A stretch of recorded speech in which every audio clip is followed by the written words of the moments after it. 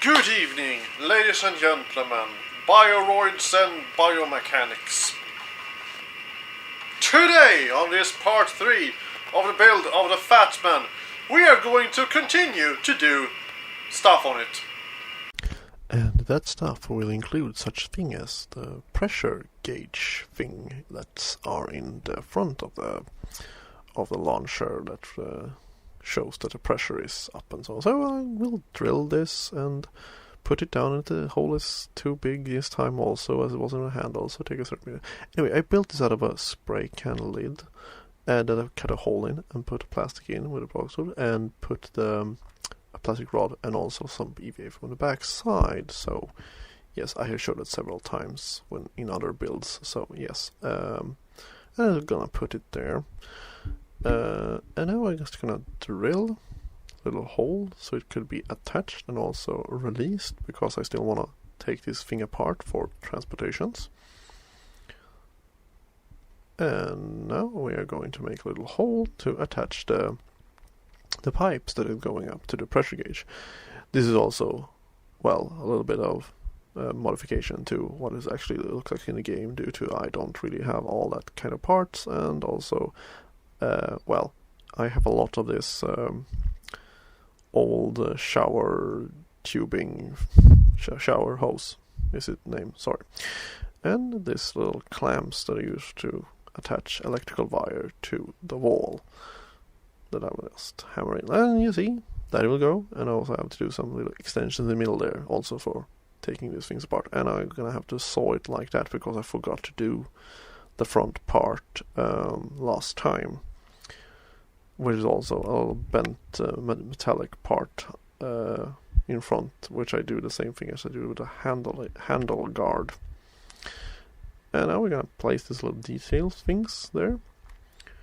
I will probably mention this in the last thing that there was a lot of details I saw, like these things that I missed, because this thing, more soon you will find stuff. So, here we go. Now we're going to disassemble it and paint it.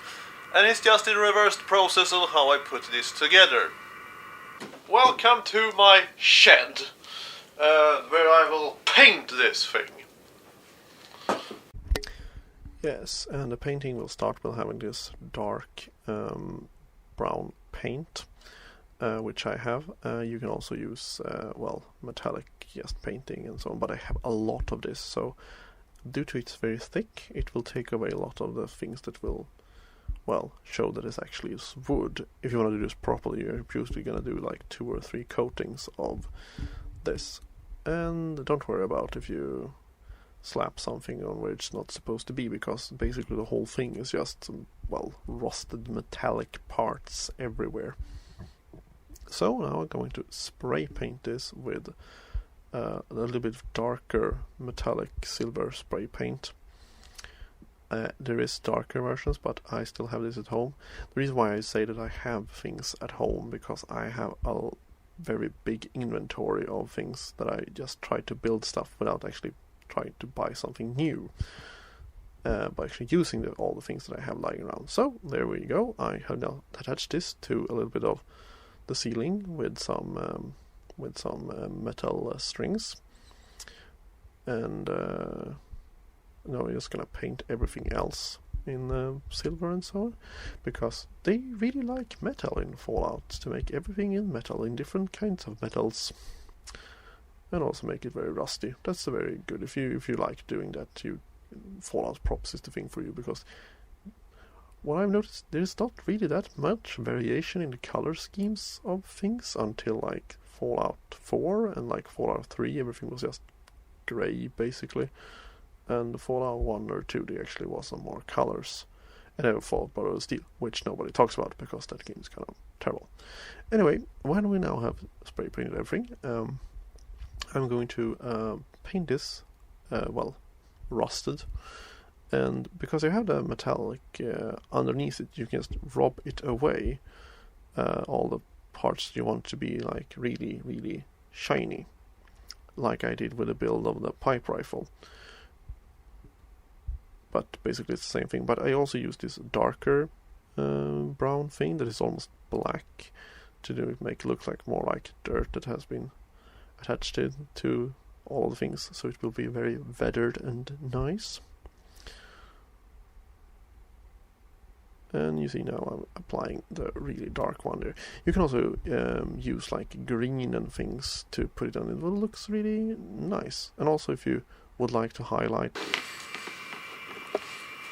So, now, this thing, cosmetically, is kind of finished when it's painted. But due to I will make this thing launch stuff, I will have to figure out a mechanism. But if you're just gonna do this cosmetically, you also have to do 2 pieces of strips that goes with a little hole in the middle that will also hold the mini nuke.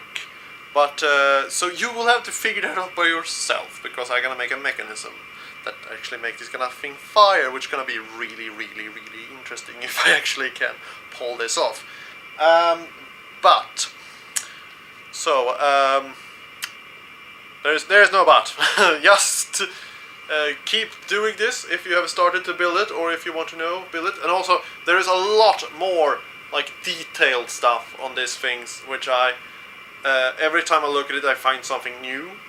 But at a point I have to stop, because I don't can spend how much time I want on this thing, because I have to do other stuff. So see you next part, where probably things will be launching from this.